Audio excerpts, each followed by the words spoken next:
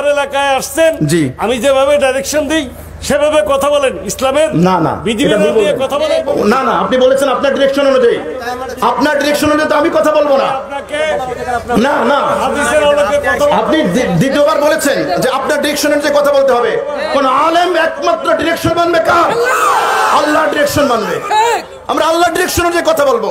আমাদের হাত পা ওই জায়গায় বাধা, আমরা ওই জায়গায় বাধা, ওইখান থেকে আমরা ডানে বামে যেতে পারবো না। কেননা কিয়ামতের দিবসে কোন আলেম যদি কোরআন সুন্নাহর কথা না বলে আগুনের কেচি দিয়ে তার জিহ্বাটা কেটে দেওয়া হবে। আসসালামু আলাইকুম ওয়া রাহমাতুল্লাহি ওয়া বারাকাতুহু। সম্মানিত মুসলমান ভাইরা, আশা করি সকলে ভালো আছেন। গত 17টি বছর যাবত আমরা দেখেছি কিভাবে মুসলমানদের উপর নির্যাতন চলেছে, আলেম ওলামাদের উপর নির্যাতন চলেছে, কিভাবে আলেম ওলামাদের কণ্ঠকে চেপে ধরার জন্য চেষ্টা করেছে।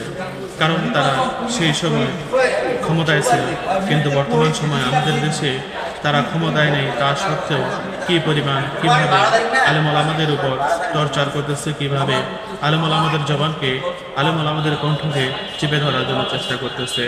এর দ্বারা আমরা একটাই মেসেজ পেতে পারি যে আমাদের দেশে 95% মুসলমান কিন্তু ইসলামকে পছন্দ করে এবং 5% মুসলমানও নেই।